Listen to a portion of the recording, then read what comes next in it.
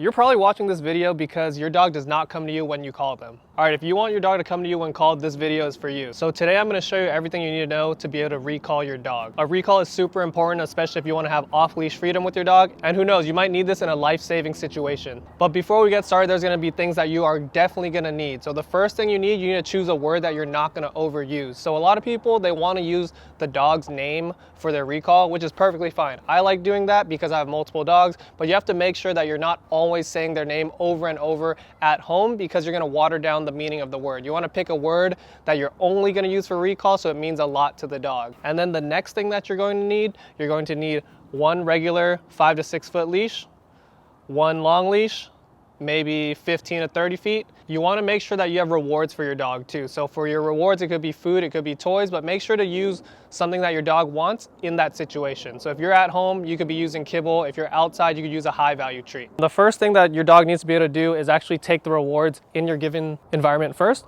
So if your dog is not taking the food or the toy in that situation, you probably need to bring them somewhere easier to do it. So right now we're outside, I just wanna give him some free ones, so good.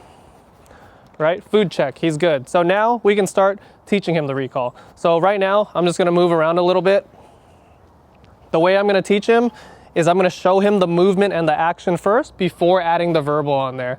So I'm gonna get near him and I'm gonna like run away really quickly so he knows to chase me and get the food. So I'm gonna wait for him to kind of goof off a little bit.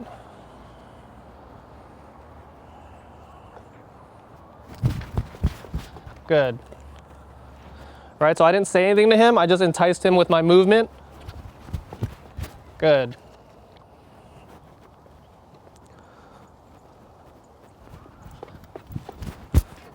Good. So I want to do that a couple times first, and then in the case where he doesn't respond to movement, I'll pull him a little bit with the leash. Good, because you want to show the dog that recall isn't optional.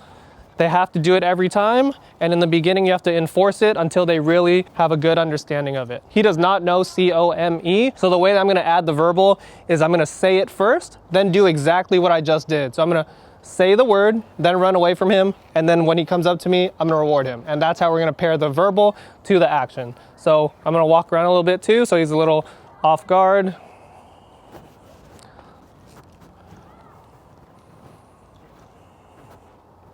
Come. Good. Good. And one thing I like doing is once I call them, I'm gonna reward them a couple of times in front of me. Good. So they know that they can't just run away after they get the reward. But now I'm gonna release them out with his release word, break. So now you can do whatever again. So I'm gonna show you again. Come. Good. Good. So he knows the difference between G-O-O-D and B-R-E-A-K. G-O-O-D means keep doing what you're doing. So he knows to return to me and stay in front of me. And then the B word is for him to be released. So once I tell him the B word, then he can do whatever again. Break.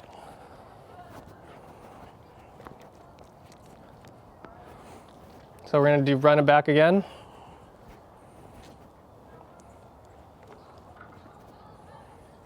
Come.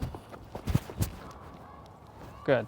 And you see how he's sitting in front of me? Your dog does not have to do that. They could be in whatever position you want, or they could just return to you casually. They don't even have to be in front of you. They could just be within your perimeter. However you prefer your dog to be. Good. Break. Cut it for now. Off. All right, so the next step after you've done it with a short leash, we're gonna bring out a long leash. This one's about 15 feet. But before we get started with this, let's review what you need to do. So first, we're gonna make sure to help them with movement, reward after. Then we're gonna add the verbal.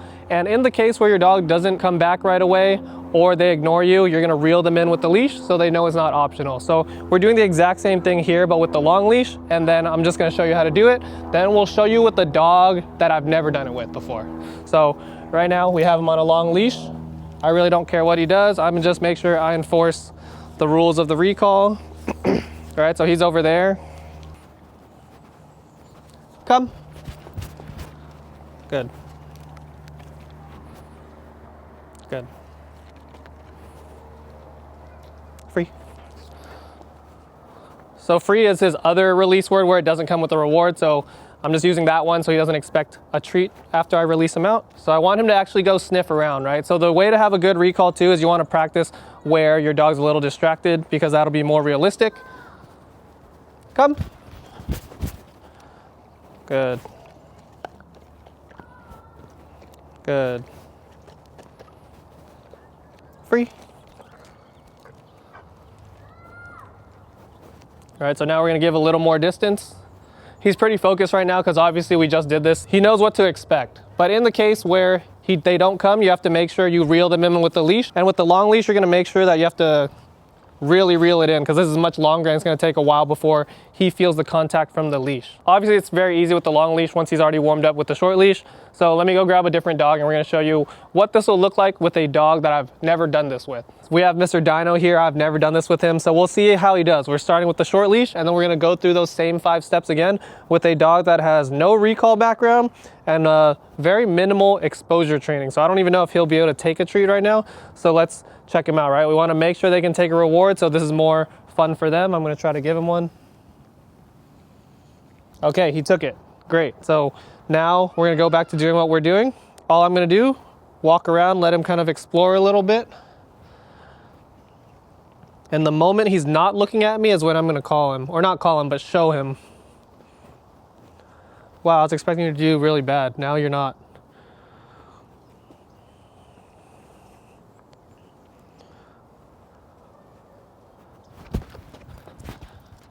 Good boy.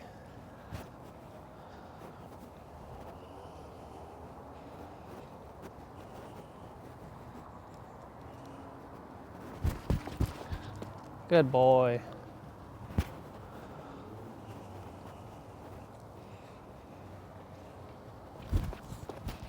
Good boy.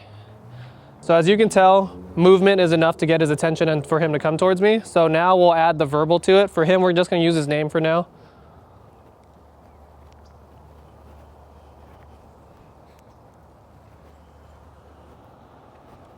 Dino. Good boy.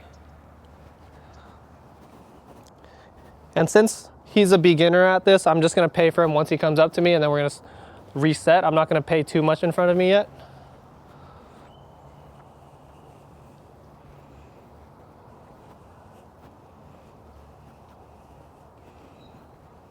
Dino. Good boy. Good boy.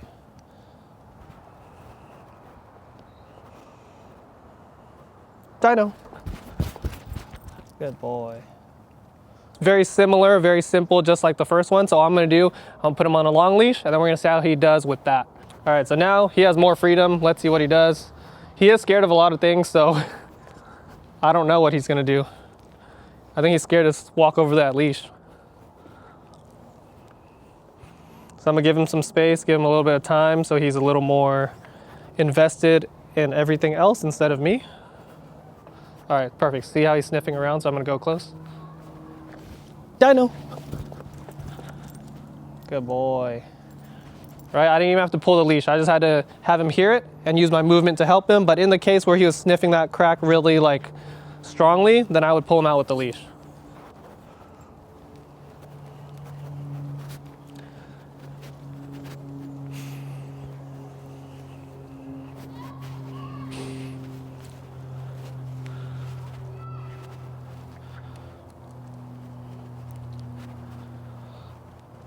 So I want to be ready with the leash in case I have to pull him out. Dino. Good boy. So on this next one, I'll have him hold in front of me for a little bit, and then we'll wrap up with him.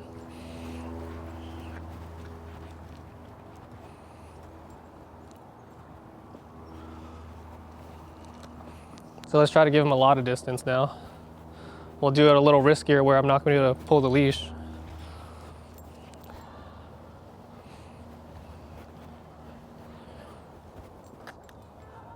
I'm really surprised that you are functioning right now.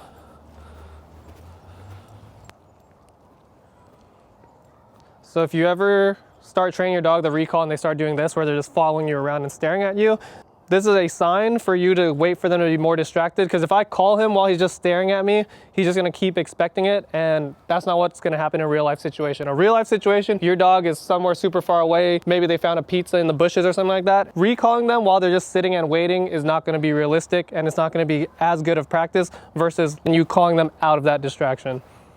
Dino. Good boy.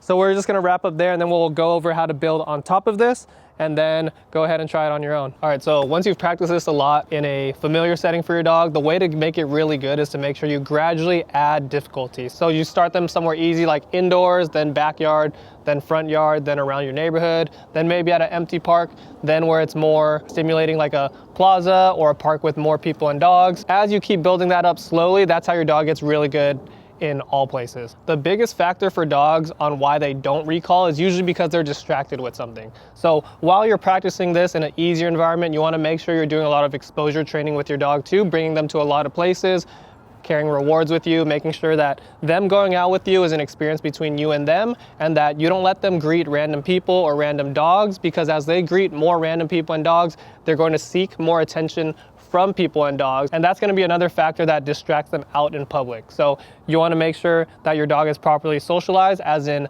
they learn that people and dogs that are just out in the world are just background noise to them, and that not every single person or dog is their friend, because like what I said earlier, if they keep meeting random people and dogs, like greeting them on walks or playing with them at dog parks, whatever like that, then they're going to keep seeking that attention, and instead of coming back to you, they're going to think that's more fun, and that's where your recall is going to fall apart. So big thing besides practicing the recall is to make sure your dog is properly exposed to everything. So go ahead, try both of these things out and see how it goes with your dog.